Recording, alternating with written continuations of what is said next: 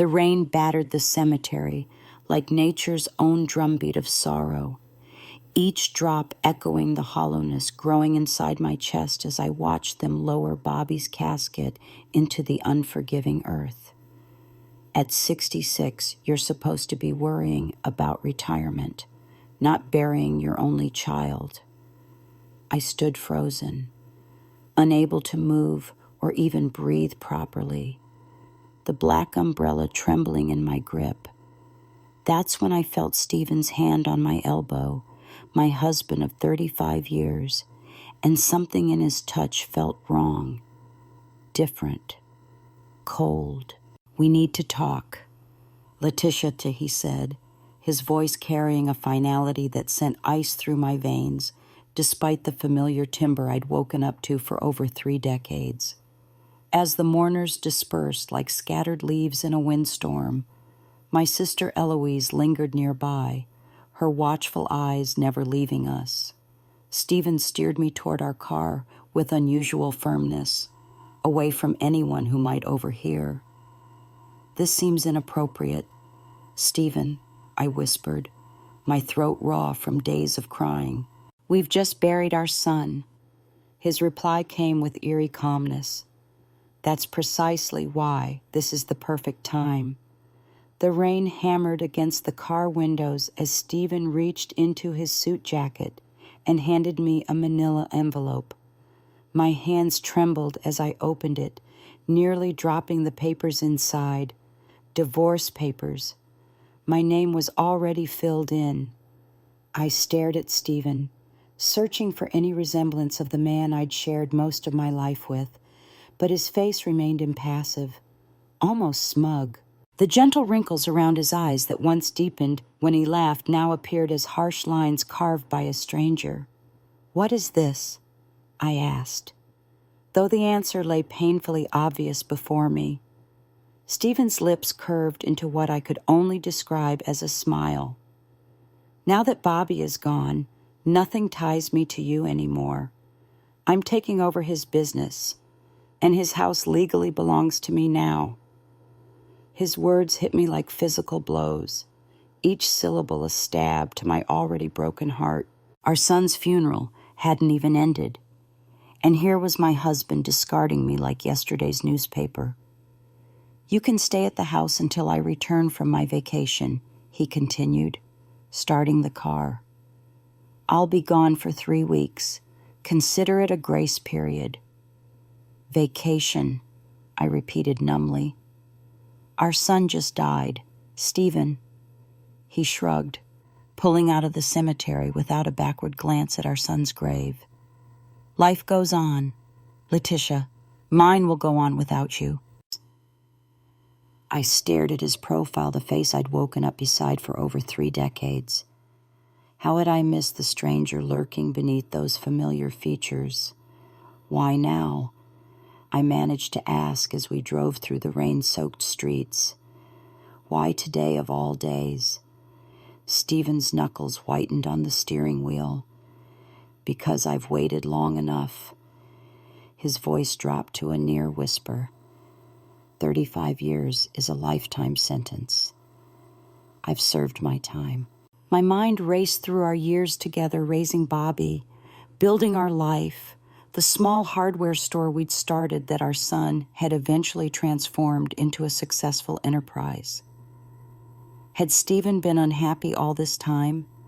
Had I been blind to his resentment? "Where will I go?" I asked, shocked by the smallness of my voice. "That's not my problem anymore," he replied. "You're smart, Letitia. You'll figure something out." And when we arrived home, Bobby's home, where we'd moved to help him after his wife left him 3 years ago, Stephen immediately went upstairs to pack. I sat in the kitchen, the divorce papers spread before me, the ticking of the clock on the wall, the only sound breaking the silence. My son was dead. My husband wanted me gone. At 66, the life I'd known had crumbled within a week. That night, as Stephen slept in the guest room, I lay awake staring at the ceiling. My grief for Bobby was a physical pain. a hollow that seemed to consume me from within. But now, another emotion began to surface, a quiet, simmering anger. I thought about the phone call I'd received just 3 days before Bobby's car accident. He had sounded anxious, asking to meet me privately to discuss something important about Dad and the business. We'd planned to meet for lunch the following week, a lunch that never happened. The next morning, I watched Stephen pack his suitcase into his car, moving with the efficiency of a man eager to escape. He handed me a house key, the metal cold against my palm. "I'll be back in 3 weeks," he said flatly. "Have your things out by then." As his car disappeared down the driveway, I stood in the doorway still wearing the old cotton robe he'd given me for Christmas a decade ago, feeling like a ghost in my son's home. I wandered back into the kitchen, noticing Stephen had left his coffee mug in the sink 35 years, and he still expected me to clean up after him. I picked up the mug, my thumb tracing the faded logo of our original family business, Barrett Hardware and Supply. That's when a memory surfaced. Bobby's safe, the hidden safe in his office closet where he kept important documents. He'd shared the combination with me after his divorce. "Just in case," he'd said. Something whispered inside me that I should look inside. Perhaps whatever Bobby wanted to tell me about his father might be found there. Perhaps there was more to Stephen's sudden betrayal than I understood. With trembling hands, I made my way to Bobby's office. The room still filled with his presence, a faint trace of the cologne I'd given him last Christmas, the last Christmas we would ever share. I slid open the closet door and pushed aside the hanging suits my son would never wear again. The safe was behind them, mounted to the wall. My fingers fumbled with the dial as I entered the combination 122408, Bobby's birthday. The door swung open with a soft click. Inside, on top of a stack of folders, lay a sealed envelope with a single word written across it in my son's familiar handwriting, "Mom." My hands trembled as I stared at it, afraid of what secrets my son might have kept from me. Finally, I took a deep breath and broke the seal. Inside was a letter and a small USB drive. "Mom," the letter began, "if you're reading this, something has happened to me, or I've finally gathered the courage to tell you the truth. I've been debating for months whether to burden you with this knowledge, but you deserve to know. Dad has been systematically draining money from the business for the past 2 years. I gasped, my hand flying to my mouth. The letter continued. "At first, I thought they were accounting errors, but I've confirmed he's been moving substantial sums to private accounts. I confronted him 3 months ago, and he claimed it was for a surprise retirement plan for both of you. I wanted to believe him, but something felt wrong." My eyes blurred with tears as I read on. "I hired a private investigator who discovered Dad has purchased a beachfront property in Florida under his name only. He's also been meeting regularly with Diane Miller, his former secretary." The coffee mug slipped from my hand, shattering on the hardwood floor. Diane Miller, 20 years younger than me, with perfect blonde hair and a smile that never quite reached her eyes. Stephen had always insisted their relationship was purely professional. The USB drive contains copies of all the financial records I've gathered, including transfers to overseas accounts. I've also included recordings of conversations with Dad where he made alarming statements about starting fresh once he cuts ties with the past. I don't know what he's planning, but I'm worried about you. Please be careful.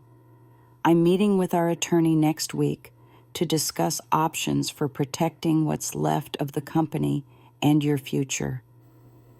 I love you. Mom, whatever happens, remember you're stronger than you think.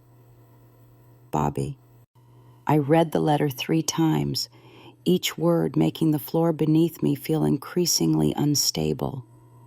The Bobby I knew had always been honest to a fault, sometimes painfully so. If he believed Stephen was capable of this level of deception, there was likely truth to it. With shaking hands, I plugged the USB drive into Bobby's computer. File after file of bank statements, property deeds, and email correspondences opened before my eyes. I'm not a financial expert, but even I could see the patterns, money moving from our family business to accounts I'd never known existed. Then I opened an audio file. Bobby's voice came through the speakers, followed by Stephen's.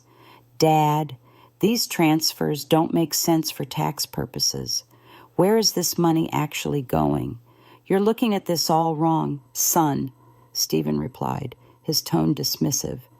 "I've worked my entire life building this business. I'm entitled to securing my future." Your future. What about Mom's future? This is her legacy too." Stephen's response chilled me to the bone. "Your mother has always been content to let others make decisions. That won't change now." There were more recording snippets of conversations where my husband discussed freedom and new beginnings with an eagerness that turned my stomach. As morning turned to afternoon, I sat in Bobby's office, piecing together the truth Stephen hadn't just suddenly decided to leave me. He'd been planning it meticulously for years, and our son had discovered his betrayal. A horrifying thought hit me like a physical blow. Was Bobby's car accident truly an accident? I pushed the idea away. Even Stephen couldn't be capable of that. Could he? I slumped back in the chair, overwhelmed by the revelation. What was I supposed to do with this information? Go to the police? Confront Stephen? At 66, I'd never imagined having to untangle such treachery, especially not while mourning my child. My phone buzzed with a text from Eloise. "Checking on you. Can I come by?" My sister had always been my rock, the practical one who faced life's challenges head on while I tended to smooth over conflicts. I needed her clarity now more than ever. "Please come," I texted back, my fingers still trembling. "And bring a bottle of wine. We have a lot to talk about."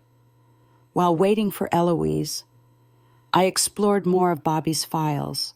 There were photos of Stephen with Diane Miller, not explicitly romantic images, just lunch meetings and coffee dates. But the familiarity in their body language told its own story. Their heads bent close together, Stephen's hand casually touching her arm, smiles that seemed to share secrets. Each image was like another needle piercing what remained of my heart. When Eloise arrived, her expression shifted from sympathy to alarm as she took in my disheveled appearance. At 72, my sister still had the commanding presence that had intimidated me when we were children. Her silver hair was cut in a practical bob, her movements decisive as she set down her purse and the promised bottle of wine. "Letitia, what's happened?" she asked, guiding me to the living room sofa. I handed her Bobby's letter without a word, watching as her eyes widened with each sentence, muttering curses under her breath. "That bastard," she finally said, looking up at me.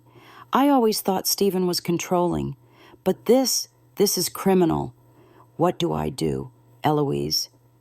My voice sounded foreign to my own ears. "I don't even know where to begin." Eloise squared her shoulders in that decisive way I'd always envied. "First, we make copies of everything. Then we call Jackson." Jackson was Eloise's son-in-law, a well-respected attorney who specialized in financial crimes. The mention of legal action made everything suddenly feel very real. "I don't know if I can handle a legal battle." "Eloise, not after losing Bobby." "Listen to me," Eloise said, taking my hands in hers. Her fingers were knotted with arthritis, but still strong. Stephen is counting on you being too devastated and too passive to fight back. That's why he chose this moment to strike. But you need to protect yourself. I nodded slowly, remembering Bobby's words, "You're stronger than you think." Over the next few days, Eloise practically moved in with me, together with Jackson. We meticulously documented everything on the USB drive. Jackson's face grew increasingly grim as he reviewed the evidence. "Letitia," he explained during one of our meetings at Bobby's dining room table, "Stephen has been emptying company accounts and moving assets out of the country. Based on what I'm seeing, he's been planning this exit for at least 3 years." 3 years, I echoed. "That's around when Bobby's wife left and we moved in to help him." Jackson nodded thoughtfully. Stephen may have accelerated his plans once he had direct access to Bobby's home and business records. Eloise, who had been pacing the room, stopped abruptly. "What about Bobby's accident? Could Stephen have—" "No," I interrupted, unable to consider the possibility. "He couldn't do that." Jackson's expression remained carefully neutral. "At this point, we should focus on securing your financial future. The rest, well, we'll cross that bridge if evidence leads us there." 1 week after Stephen's departure, I found myself doing something I never imagined meeting with a forensic accountant and a private investigator. The woman Stephen had left behind, the accommodating wife who avoided confrontation, was being replaced by someone willing to fight. That evening, as I was sorting through some of Bobby's personal belongings in his bedroom, a task I'd been avoiding, I found a small leather journal tucked between his mattress and box spring. Inside were detailed notes about his suspicions regarding Stephen, dates of unusual financial activities, and observations about Stephen's behavior. The last entry, dated just 2 days before the accident, sent a chill down my spine.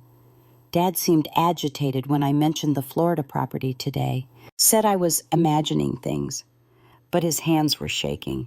When I pressed about the overseas transfers, he made a strange comment. Some obstacles can't be negotiated with. Not sure what he meant, but something in his eyes scared me. Meeting with Mom next week. She needs to know everything. I sat on the edge of Bobby's bed, my son's journal clutched to my chest, a cold realization washing over me. The obstacle Stephen couldn't negotiate with was Bobby's discovery of his plans. And now our son was gone.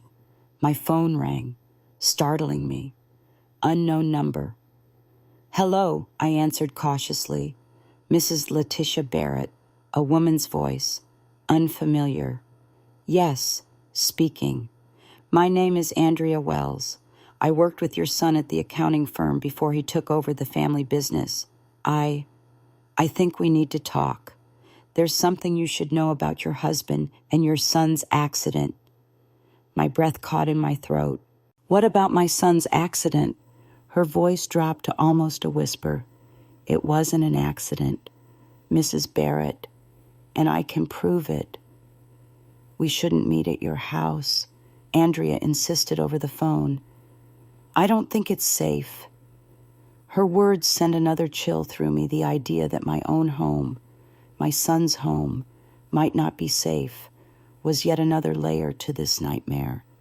"There's a small cafe on Maple Street, Joe's Corner," she continued. "Can you meet me there tomorrow at 10? Sit in the back booth near the emergency exit." After agreeing, I hung up and immediately called Eloise. Her practical voice was my anchor in the storm. "I'm coming with you," she declared after I explained the call. "And I'm bringing Jackson. This is beyond suspicious." That night, sleep eluded me. I lay awake watching shadows crawl across the ceiling, my mind racing between grief for Bobby and terror at what I might learn tomorrow. Had Stephen, the man who'd slept beside me for 35 years, the father of my child, actually been capable of murder? The next morning, Eloise picked me up early, She took one look at my face and pulled me into a fierce hug. "One step at a time, Letitia," she murmured. "Whatever we learn today, you're not alone." Joe's Corner was a cozy establishment that had been a fixture in our community for decades. I'd celebrated birthdays there, had countless coffees with friends, and once, long ago, Stephen had proposed to me in that very cafe. The memory felt like it belonged to another woman's life. We arrived early. Jackson was already waiting outside, tall and distinguished in his navy suit. His presence gave me a sense of protection I desperately needed. "I'll order coffees and sit at a nearby table," he said after we entered. Close enough to hear, but not so close as to make her nervous. Eloise and I slid into the back booth. My hands wouldn't stop trembling, so I clasped them around a mug of tea, hoping the warmth would steady them. At precisely 10 Hazardé M., a slim woman in her 30s with auburn hair pulled into a tight bun approached our table. Her eyes darted nervously around the cafe before she sat down. "Mrs. Barrett?" she asked quietly. When I nodded, she continued, "Thank you for meeting me. I've been debating whether to come forward since it happened." "You said Bobby's death wasn't an accident," I prompted when she hesitated. Andrea reached into her bag and pulled out a manila folder. "I was Bobby's assistant at the accounting firm for 3 years before he left to take over your family business. He trusted me, which is why he reached out when he found irregularities." She slid the folder across the table. Inside were more financial documents, but also something I hadn't seen before: photographs of Bobby's car after the accident. "Bobby asked me to keep copies of everything in case something happened to his records," she explained. "But it's not just the financial evidence that's concerning." She pointed to the accident photos. "Look at the brake line. See this clean cut that's not consistent with an accident or normal wear and tear?" Eloise leaned forward, her eyes narrowing. "Are you suggesting the brake line was deliberately cut?" Andrea nodded grimly. "The police report listed it as a tragic accident, brake failure on a curve, but Bobby had his car serviced just 2 weeks before. He was meticulous about maintenance." My chest tightened. "Did you take this to the police?" "I tried," she said, lowering her voice. "I spoke to Detective Ramirez, but the next day my apartment was broken into. Nothing was taken except my laptop and the original copies of these documents." The implications hung heavily in the air. If Stephen had orchestrated Bobby's accident, how far would he go to cover his tracks? "There's more," Andrea continued. "The night before his accident, Bobby called me. He was agitated, said he'd confronted your husband again about the missing funds. He told me Stephen had made a threat, not directly, but implied something about removing obstacles. The phrase matched what I'd read in Bobby's journal. My stomach turned. "Why would Stephen do this?" Eloise asked, her voice tight with anger. "Bobby was his son." Andrea hesitated. "Money, partially, but I think it was also about control. From what Bobby told me, your husband couldn't stand the idea of being exposed, especially by his own son." As she continued sharing details, a numbness spread through me. The Stephen she described calculating, ruthless, narcissistic seemed a stranger to me. Yet glimpses of that man had always been there, hadn't they? The controlling behavior I'd dismissed as protectiveness. The financial decisions he'd made without consulting me, claiming I wouldn't understand the complexities. "What should I do?" I finally asked, my voice barely audible. Jackson, who had been listening from nearby, joined our table. "First, we need to secure this evidence properly. Then we approach a different police department, maybe state investigators, who won't be easily influenced if Stephen has local connections." You need to be careful, Andrea warned. If Stephen realizes you're investigating, you could be in danger too. Her words should have terrified me, but instead a strange calm descended. Bobby was gone. Stephen had betrayed me in the most fundamental way possible. I had nothing left to lose. I've spent my entire adult life avoiding conflict, I said slowly. Always smoothing things over, keeping the peace, but not anymore. That afternoon, Jackson arranged for me to meet with a state investigator.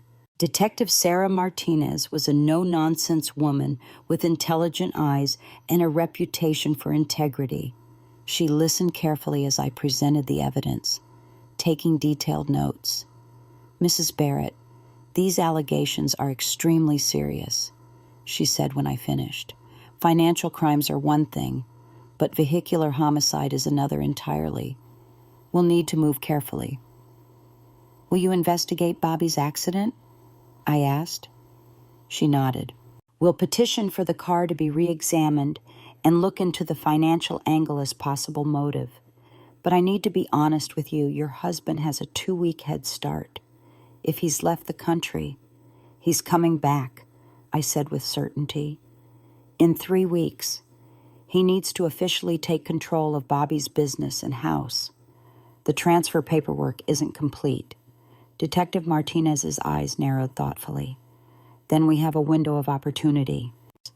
The next few days passed in a blur of legal meetings and police interviews. Eloise insisted I stay with her rather than remain in Bobby's house alone. Just until we know you're safe, she argued. I didn't resist. The house held too many ghosts, now Bobby's absence, Stephen's betrayal, my own blind trust. 10 days after Stephen's departure, I received an email from him, the first contact since he'd left me standing in the driveway. Letitia, I trust you're making arrangements as discussed. I'll return on the 27th and expect the house to be vacant except for my belongings.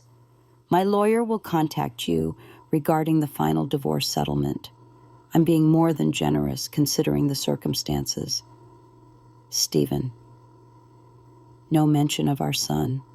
No acknowledgement of our shared grief. Just cold, practical details. As if we were dissolving a business partnership rather than a 35-year marriage. I forwarded the email to Detective Martinez, who confirmed they would have surveillance in place when Stephen returned, but the waiting was unbearable. You need something to focus on, Eloise said one evening as we sat in her garden. Something besides Stephen and the investigation. She was right. I'd spent decades being Stephen's wife, Bobby's mother. Without those roles, who was I? 2 days before Stephen's scheduled return, Detective Martinez called with an update. We've made progress. Mrs. Barrett. The forensic examination of Bobby's car confirmed tampering with the brake line, and we've tracked some of the missing funds to an account in Panama. My heart raced. So you can arrest Stephen when he returns. We're building the case, she said cautiously. But we need to be strategic. Your husband is coming back believing he's won. People are careless when they think they're untouchable. What do you need from me? I asked. There was a pause before she answered. We'd like to wire your house audio surveillance, and we need you to meet with Stephen when he returns. Fear gripped me at the thought of facing Stephen, knowing what I now knew. You want me to confront him? Not exactly, Ted, she replied. We want you to play along. Make him think you're defeated, compliant. The more comfortable he feels, the more likely he is to incriminate himself. Hey, could I do it? Could I face the man who had possibly murdered our son and pretend I knew nothing? I'll need to think about it, I said finally. That night, I couldn't sleep. I wandered Eloise's house restlessly, eventually finding myself in her study, looking at old family photographs. There was Bobby at his high school graduation, his arm around me, Stephen standing proudly on his other side. There we were at the grand opening of our first business location, cutting a ribbon together, our faces alight with possibility. Had Stephen been planning his escape even then? Had our entire life together been a calculation on his part? In the early hours of the morning, I made my decision. I would meet with Stephen. I would look into the eyes of the man who had shared my bed for 35 years and possibly taken our son's life. I would find the truth, whatever it cost. I called Detective Martinez at first light. "I'll do it," I told her. "I'll meet with Stephen when he returns." "Are you certain?" she asked. "It could be dangerous." "I'm certain," AI replied, surprised by the steadiness in my voice. It's time I stopped hiding from confrontation. We arranged for technicians to set up surveillance in Bobby's house the following day. The plan was for me to return there, making it appear as if I'd never left, as if I were still the same passive Letitia that Stephen expected to find. As the day of Stephen's return drew closer, a strange sense of calm settled over me. Detective Martinez had coached me on what to say and how to behave. Play vulnerable, appear defeated, don't push for information. The day before Stephen's scheduled arrival, I returned to Bobby's house. It felt different now, knowing it was under surveillance, knowing that in less than 24 hours, I would come face to face with a man I no longer recognized. I moved through the quiet rooms, touching Bobby's belongings, drawing strength from the memory of my son. In his office, I opened the safe once more and removed a small item I discovered among his personal effects, a voice recorder disguised as a pen.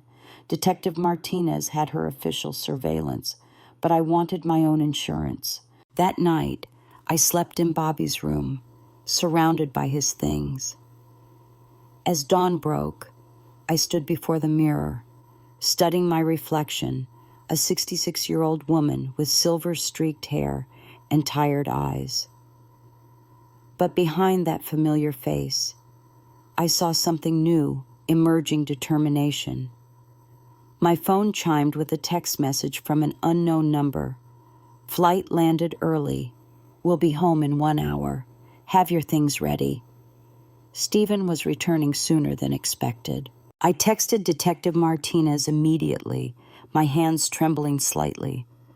Her response came quickly. "Stay calm. Officers in position. Remember the plan." I dressed carefully in clothes Stephen would expect conservative. Understated. I activated the pen recorder and slipped it into my pocket.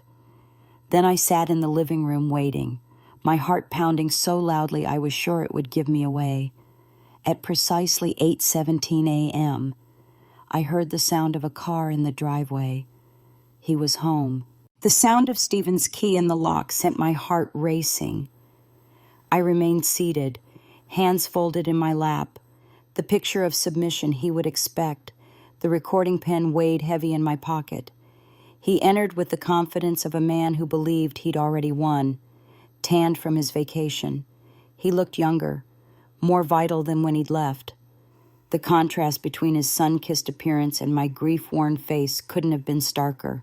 "Letitia," he said, nodding curtly as he set down his suitcase. "I see you're still here." "I needed time to make arrangements," I replied, my voice carefully modulated to hide the rage simmering beneath. Stephen moved through the living room, examining things, touching Bobby's possessions, with a proprietary air that made my skin crawl. "Have you signed the divorce papers?" "Not yet." I kept my eyes downcast, playing the role of the defeated wife. "Stephen, I still don't understand. After 35 years, why now? Why on the day we buried our son?" He sighed with exaggerated patience. "There's never a good time for these things. Bobby's passing simply accelerated my timeline." "Your timeline," I echoed, letting a tremor enter my voice. "You had this planned all along." Stephen poured himself a drink from Bobby's bar, his movements casual, unhurried. Let's just say I've been considering my options for some time now. About your departure. The question slipped out before I could stop it. Did those options include hurting Bobby? His hand paused midair, the glass halfway to his lips. For a split second, something flickered in his eyes, surprise, perhaps even fear. Then his expression smoothed over. What an absurd question. His voice was measured, controlled. Our son died in a tragic accident. I'm grieving too, Letitia. I watched him sip his drink, not a hint of that alleged grief visible on his face. Bobby told me he was concerned about the business finances. He wanted to meet with me about it. Stephen's jaw tightened almost imperceptibly. Bobby always was overly cautious. There was nothing to be concerned about. Then why move funds to Panama? I asked quietly.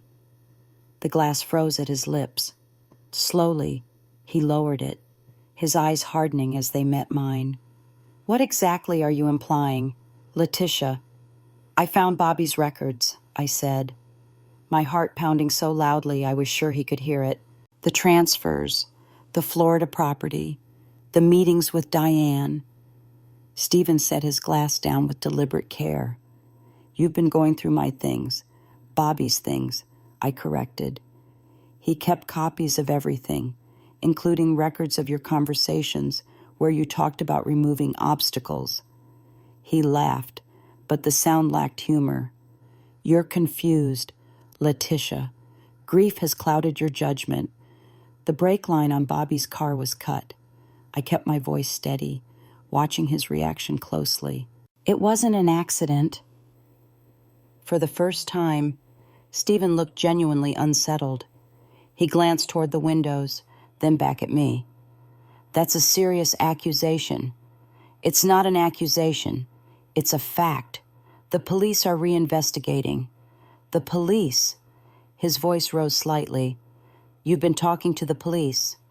I nodded, feeling a strange power in the fear that flashed across his face. They're very interested in the financial records, too. The timing of the transfers, especially those that happened right after Bobby's death. Stephen's composure cracked. He slammed his glass down, amber liquid sloshing over the edges. You have no idea what you're doing, no idea who you're dealing with. I think I do, I replied, standing up slowly. I'm dealing with a man who spent decades pretending to be someone he wasn't, a man who valued money and control over his own family. He moved toward me, his face contorted with anger. You think you can threaten me?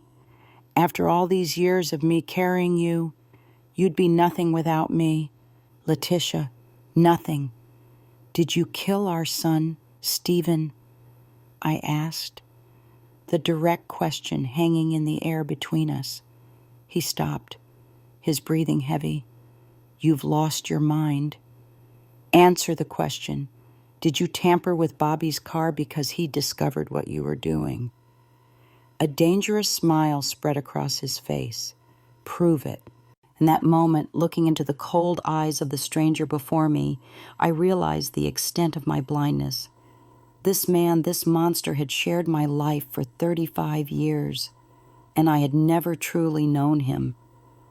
Why, I whispered, he was your son. He was becoming a problem. Stephen hissed, stepping closer. Just like you're becoming a problem now. I backed away instinctively. The police know I'm here. Stephen, Detective Martinez is expecting my call. He laughed. Your word against mine. Letitia, who do you think they'll believe, the respected businessman or the emotionally fragile widow? They'll believe the evidence, I replied, reaching into my pocket. Stephen's eyes widened as I pulled out the recording pen. You recorded this. Before I could respond, he lunged for it. I turned to run, but he grabbed my arm with bruising force, spinning me around. His face was transformed by rage, all pretense of civility gone.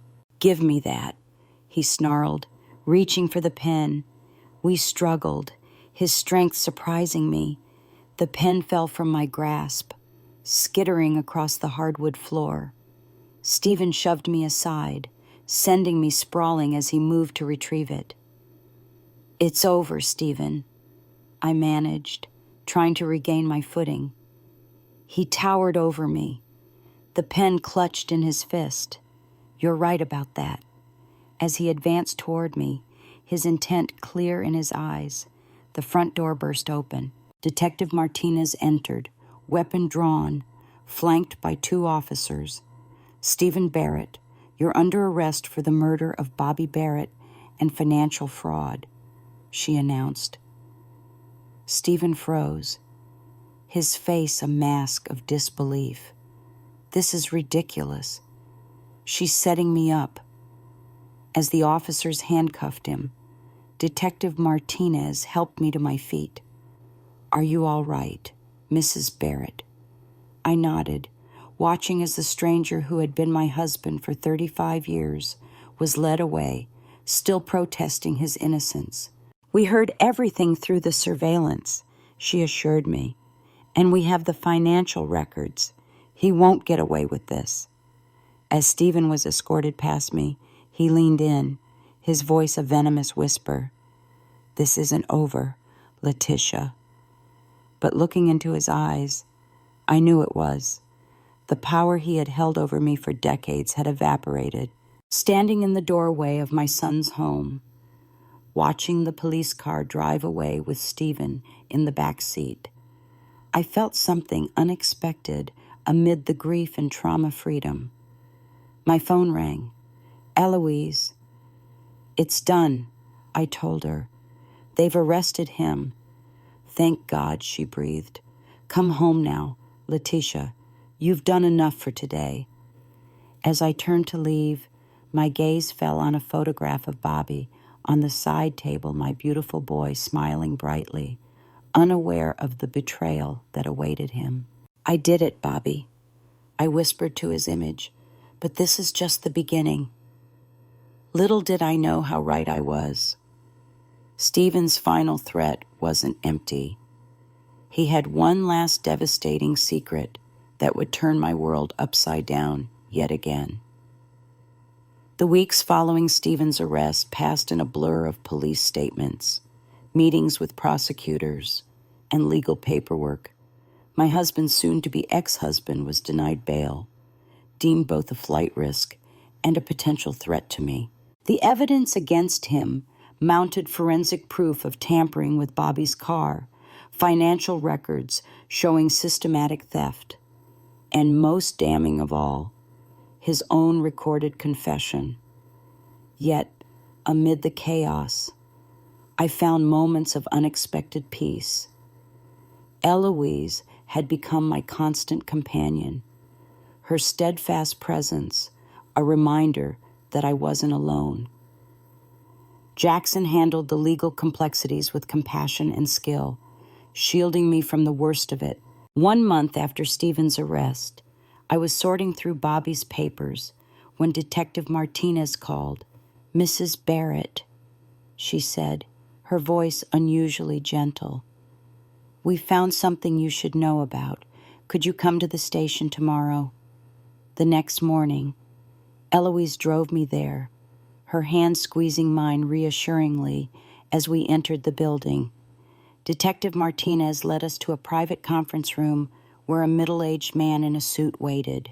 "This is Nathan Reynolds from the Insurance Fraud Division," she introduced. "Mrs. Barrett," he began, "in the course of investigating your husband's finances, we discovered several life insurance policies. 3, to be exact." I nodded. Bobby and Stephen both had policies, standard practice for business owners. "Yes, but there's a 3rd policy we believe you weren't aware of." Reynolds continued. "A policy on your life, taken out by your husband 5 years ago." The words hung in the air as their meaning sank in. The payout is substantial, $2 million, he added. But I'm alive, I said, confusion clouding my thoughts. Detective Martinez leaned forward. We believe that was about to change. Mrs. Barrett, your husband returned early from his trip, before our surveillance was fully in place. In his luggage, we found a vial of potassium chloride, untraceable in an autopsy if administered correctly. It would have appeared like a heart attack. The room tilted momentarily. Eloise's arm went around my shoulders, steadying me as the full horror of Stephen's plan came into focus. His plan was comprehensive, Reynolds continued. After Bobby discovered the financial irregularities, Stephen accelerated his timeline. He needed to eliminate Bobby, divorce you, and then stage my death, I finished, the horrifying truth crystallizing, to collect the insurance before disappearing to Florida. Gee, my son hadn't been the only target. I had been next. Later that evening, sitting in Eloise's garden, I felt strangely calm. The enormity of Stephen's betrayal had reached a point where additional revelations no longer had the power to shock me. What will you do now? Eloise asked, handing me a cup of tea. I looked up at the evening sky, watching as stars began to appear. Live. 3 months later, on a crisp autumn morning, I stood outside the courthouse where Stephen's trial had just concluded. The verdict guilty on all counts, including first-degree murder. The sentence life without parole. I hadn't attended the sentencing. I didn't need to see Stephen's face again or hear his voice. Instead, I'd chosen to spend the day at the community college where I was now taking courses in interior design. At 66, I was the oldest student in most of my classes, but I found an unexpected joy in learning again. My first project, redesigning a community center for domestic violence survivors, had received the highest grade in the class. As I walked across the campus, phone calls and messages of support poured in. The insurance money from Bobby's policy had been released now that the trial was over. Combined with my portion of the business assets that had been recovered, I had more financial security than I'd ever expected at this stage of life. But it wasn't money that gave me purpose. It was the future I was building. A future Stephen had never imagined I was capable of creating. That evening, I hosted a small gathering at my new apartment. Eloise was there, along with Jackson and his family. Andrea Wells came too, the brave young woman whose testimony had been crucial in Stephen's conviction. Detective Martinez stopped by briefly, bringing a bottle of wine and a genuine smile. To Bobby, I said, raising my glass and toast, who protected me even after he was gone. And to you, Letitia, Eloise added, who found the courage to fight back. As my guests chatted around me, I slipped away to the balcony. Below, the city lights twinkled against the gathering darkness. Somewhere in those lights were other women trapped in relationships, built on control and deception, women who, like me, might one day need to find their voice and their strength. In the morning, I would meet with a foundation that supported older women rebuilding their lives after loss or divorce. They'd asked me to share my story to help others who might be facing similar challenges. My story not as Stephen's wife or even as Bobby's mother, but as Letitia Barrett, a woman who at 66 had finally discovered who she truly was. The night air was cool against my skin as I looked up at the stars. For the first time in decades, the future wasn't something to fear or endure. It was something to embrace. 3 weeks later, I was putting the finishing touches on a presentation for my design class when my phone rang. It was Jackson, his voice tense. "Letitia, something's happened. Stephen's attorney has filed a motion." "What kind of motion?" I asked, setting down my pencil. "He's claiming new evidence has surfaced, evidence that could exonerate Stephen." A chill ran through me. "What evidence?" "They're being vague, but they're suggesting Bobby's death might have been an act of self-defense. They're hinting at some sort of confrontation between Stephen and Bobby the day of the accident." "That's absurd," I said, anger rising in my chest. "Bobby was alone in his car when the brake line failed. There was no confrontation." "I know," Jackson sighed. "It's a desperate ploy, but the judge has agreed to a hearing next week." After hanging up, I sat motionless at my desk, staring at the unfinished drawings before me. Just when I thought I'd found my footing, Stephen was reaching out from prison to pull me back into his web. That night, I dreamed of Bobby. In the dream, he was sitting across from me at Joe's Corner Cafe, just as he had countless times in life. His eyes, so like mine, were serious. "He's not done, Mom," Dream Bobby said. "There's more you don't know." I woke with a start, the first light of dawn filtering through my curtains. Bobby's warning echoed in my mind. There was more to this story, something I was missing. After a quick cup of coffee, I drove to the storage facility where I'd kept some of Bobby's belongings that I couldn't bear to look at after his death.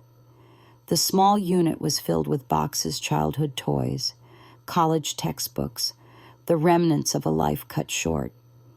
I worked methodically through the containers, not sure what I was looking for, until I found it a small fireproof box Bobby had kept since college. Inside were his most important documents: birth certificate, passport, and an unmarked DVD. Back at my apartment, I slid the disc into my laptop. The video began playing Bobby sitting in his office, looking directly at the camera. "Mom, if you're watching this, then things have gone badly," he began.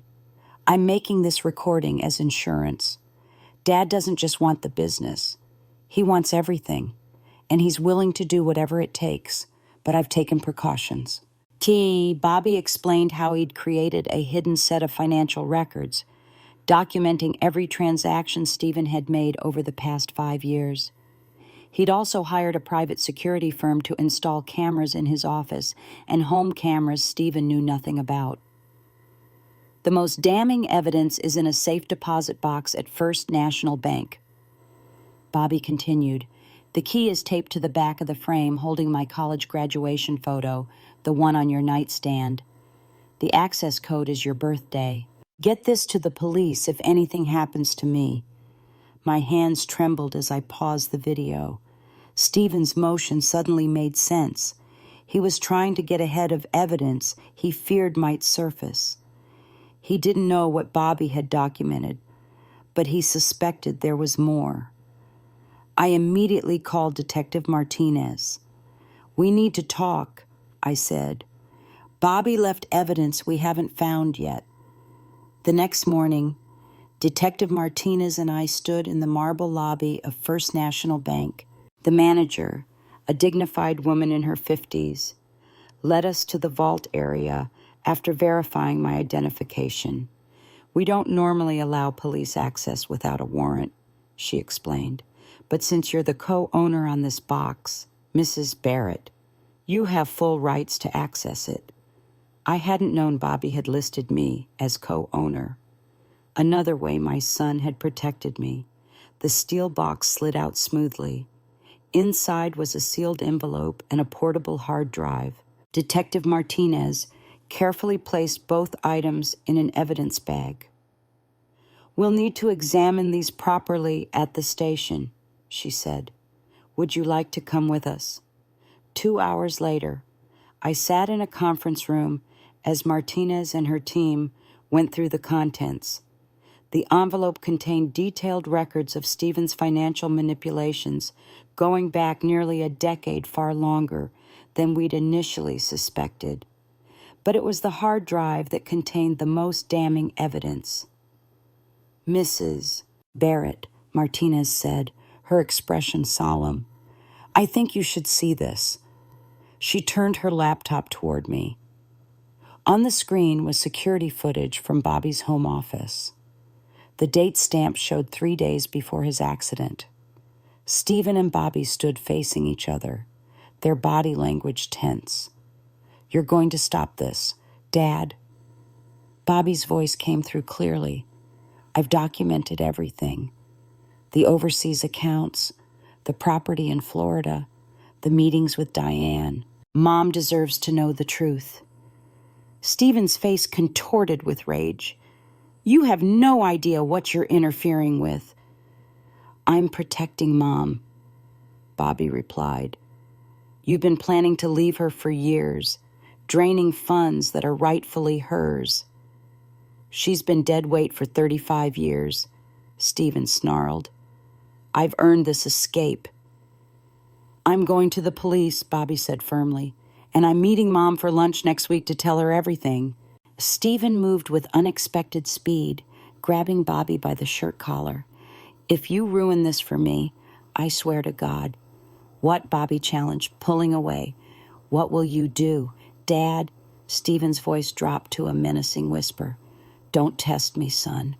People have accidents all the time." The blood drained from my face as I watched the scene unfold. "He threatened Bobby directly," I whispered. "On camera." Martinez nodded grimly. "There's more." The next clip showed Stephen in Bobby's garage the night before the accident. He moved purposefully to Bobby's car, opened the hood, and worked underneath for several minutes. The high-definition camera captured every detail: Stephen cutting the brake line, carefully arranging the cut to look like normal wear and tear. "He did it himself," I said numbly. "Not a hired hitman or an accident. He murdered our son with his own hands." Martinez closed the laptop gently. "This is irrefutable evidence, Mrs. Barrett. Stephen's motion won't succeed. In fact, this strengthens the prosecution's case even further." 2 days later, I sat across from Stephen's defense attorney, a sharp-featured man named Collins. Jackson sat beside me, his presence reassuring. "Mrs. Barrett," Collins began smoothly, "my client is willing to offer information that might be of great value to you in exchange for your support with his appeal." What information?" I asked, keeping my voice steady. "Stephen has indicated that Bobby had secrets, financial arrangements you're unaware of, accounts that could benefit you substantially." His smile was practiced, confident. "All we ask is that you make a statement expressing doubts about his guilt." Jackson started to speak, but I held up my hand to stop him. "Mr. Collins, please tell your client that Bobby's security cameras caught him cutting the brake lines. We have it on video." And the attorney's smile faltered. "I don't—" "And tell him the prosecutor now has footage of Stephen threatening Bobby days before his death." I continued. "The motion your client filed has only helped us uncover more evidence against him." Collins gathered his papers quickly, the confident demeanor evaporating. "I'll need to speak with my client." "One more thing," I said as he stood to leave. "Tell Stephen that Bobby knew. He knew everything, and he protected me even after his death. My son was twice the man his father ever was." After the attorney left, Jackson squeezed my hand. "You handled that perfectly." I felt a strange lightness. For the first time in my life, I'm not afraid of confrontation. Stephen took my son, but he won't take anything else from me. The next week, Stephen's motion was denied. His attorney withdrew from the case, citing irreconcilable differences with his client. The video evidence was added to the case file, ensuring Stephen would never leave prison.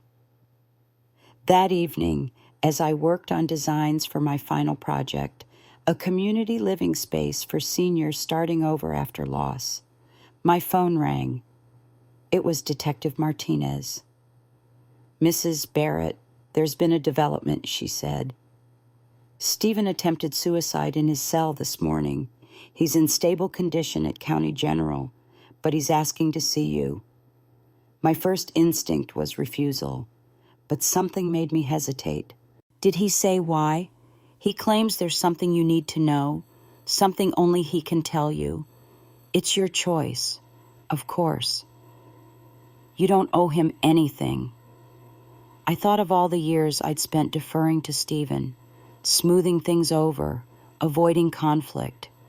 I thought of Bobby, who had faced his father's betrayal head-on, and I thought of the woman I was becoming, someone who no longer ran from difficult truths. "I'll see him," I decided. One last time, and the hospital room was heavily guarded, Stephen's wrist handcuffed to the bed rail. He looked diminished somehow, his prison pallor a stark contrast to the tanned, confident man who had returned from Florida months ago. Bandages circled both wrists.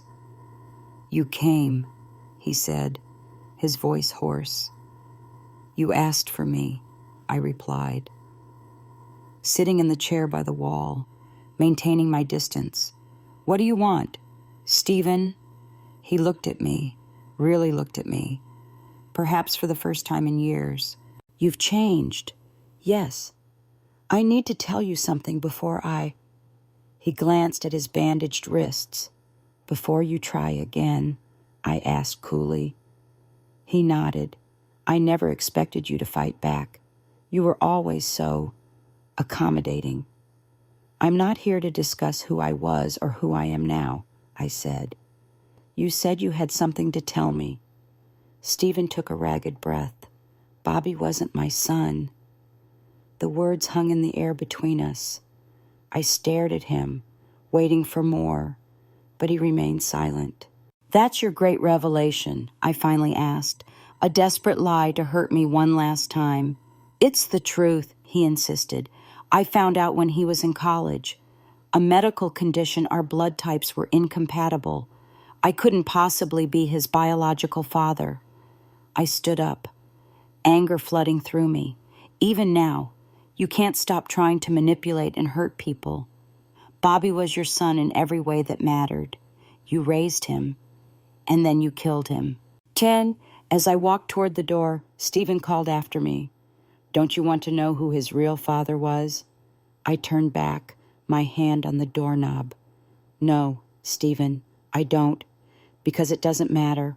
What matters is that Bobby was a good man, despite having you as a father, and that's the only truth worth knowing." As I walked out of that hospital room, I felt the last threads binding me to Stephen Barrett finally snap. Whatever desperate games he was still trying to play, I would no longer be a participant. 3 months later, on a crisp autumn morning, I stood outside the courthouse where Stephen's final appeal had just been denied. The verdict remained unchanged, guilty on all counts, including first-degree murder. The sentence, life without parole, with no possibility of further appeal. I hadn't attended the hearing. I didn't need to see Stephen's face again or hear his voice.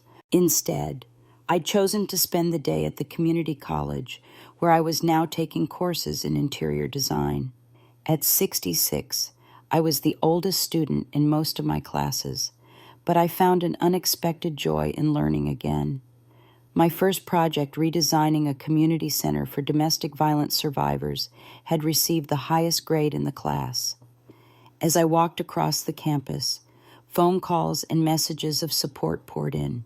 The insurance money from Bobby's policy had been released now that the trial was over, combined with my portion of the business assets that had been recovered. I had more financial security than I'd ever expected at this stage of life. But it wasn't money that gave me purpose. It was the future I was building, a future Stephen had never imagined I was capable of creating. That evening, I hosted a small gathering at my new apartment. Eloise was there, along with Jackson and his family. Andrea Wells came too, the brave young woman whose testimony had been crucial in Stephen's conviction.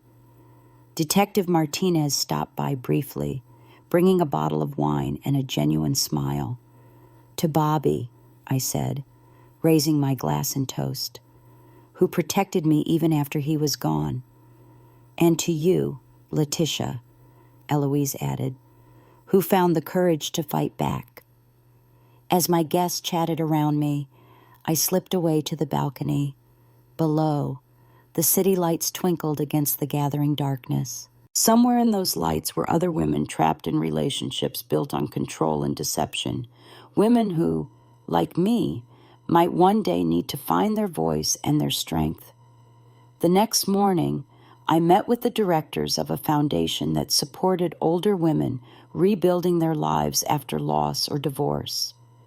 They'd invited me to share my story at their annual fundraiser. "Your experience could help so many women," Mrs. Barrett, the program director, explained, "especially those who feel it's too late to start over." I thought about that phrase, "too late," for decades.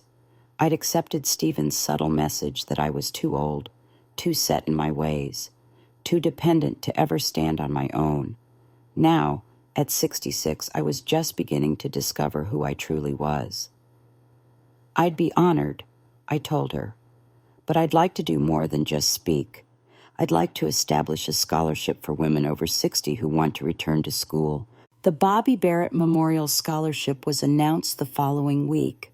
Using a portion of the insurance money, I created a fund that would help women like me, women who had put their dreams on hold for family, who had lost themselves in their roles as wives and mothers, who needed financial support to reinvent themselves. 6 months after Stephen's conviction, I completed my interior design certificate. My final project, a flexible living space designed specifically for seniors, starting new chapters, caught the attention of a local architect specializing in senior communities. "I've never seen designs that so perfectly balance accessibility with dignity," she told me after reviewing my portfolio. "Would you consider consulting on a project we're developing?" What began as consultancy work soon evolved into a partnership. By the time I turned 67, I had helped design 3 community spaces and was working on plans for an innovative co-housing project for divorced and widowed seniors. One afternoon, as I was finalizing drawings in my home office, once Bobby's office, now transformed with light colors and comfortable furnishings, Eloise stopped by with lunch. "I ran into Diane Miller at the grocery store yesterday," she announced, unpacking sandwiches. I looked up sharply. Diane Stevens' former secretary and partner in his escape plan had moved away shortly after his arrest, avoiding any charges by cooperating with prosecutors. She looked terrible. Eloise continued with undisguised satisfaction. Working as a cashier at the discount store on Pine Street, apparently, Stephen had moved most of their getaway money to accounts only he could access. I shook my head, unsurprised. He never intended to share his freedom with her. She was just another tool, another person to use and discard. "Unlike you," Eloise pointed out, "you were supposed to be the ultimate discard, but look at you now." Later that evening, I sat on my balcony watching the sunset paint the sky in shades of amber and gold. I'd been invited to speak at a conference for professionals working with domestic abuse survivors, specifically addressing the unique challenges faced by older victims. My calendar for the coming months was filled with similar engagements, along with design consultations and classes I was now teaching at the community college. My phone buzzed with a text message from Andrea Wells. "Just got promoted to senior accountant. Couldn't have done it without your recommendation. Thank you for everything. Another life moving forward, another person refusing to be defined by Stephen's destructive path. I thought back to that rainy day at the cemetery, when I'd stood frozen with grief as they lowered Bobby's casket into the ground. The hollowness in my chest had seemed bottomless then, a void that could never be filled. The pain of losing Bobby would always be with me. A mother never truly recovers from losing a child. But alongside that pain now existed purpose, connection, even moments of joy. On my bookshelf sat a framed photograph of Bobby from his college graduation. His smile was confident, his eyes so like mine, full of optimism about the future ahead. Beside it stood a newer frame containing the first scholarship recipient's thank you letter. Her words of determination and hope echoing my son's spirit. I think he would be proud, Eloise had said when I showed her the letter, of both of us. I'd replied. The night air was cool against my skin as I looked up at the emerging stars. For the first time in decades, the future wasn't something to fear or endure. It was something to embrace, to shape with my own hands and heart hands that had found their strength, and a heart that had learned to beat with purpose all its own. At 67, my story wasn't ending. It was finally, truly beginning. In the years since Stephen's imprisonment, my life has transformed in ways I never imagined possible. At 67, I've completed my interior design certificate and established the Bobby Barrett Memorial Scholarship for women over 60 starting new careers. My designs for senior living spaces have garnered attention from architects and developers across the state. And I've been invited to speak at conferences about resilience and reinvention. Each morning, I wake up in my sun-filled apartment, a space I designed myself, and feel gratitude instead of fear. The woman who once walked on eggshells around her husband now walks confidently into boardrooms and classrooms. The mother who lost her son has found purpose in helping others find their strength. Yesterday, I received a letter from a 72-year-old woman who'd attended one of my workshops. You showed me it's never too late to reclaim your life, she wrote. I've enrolled in art classes and filed for divorce after 50 years of emotional abuse. For the first time, I'm excited about tomorrow. Her words reminded me of something Bobby once told me. You're stronger than you think. Mom. He was right. We all are, my friends. If there's one truth I've learned through this painful journey, it's this. It's never too late to discover who you truly are. For 35 years, I lived as someone else's definition of me, quiet, accommodating, afraid to rock the boat. I mistook submission for love and silence for peace. Don't wait for tragedy to awaken you to your own strength. Don't spend decades dimming your light to make others comfortable. The person you were meant to be has been waiting patiently inside you all along. Age isn't a barrier to reinvention, it's an asset.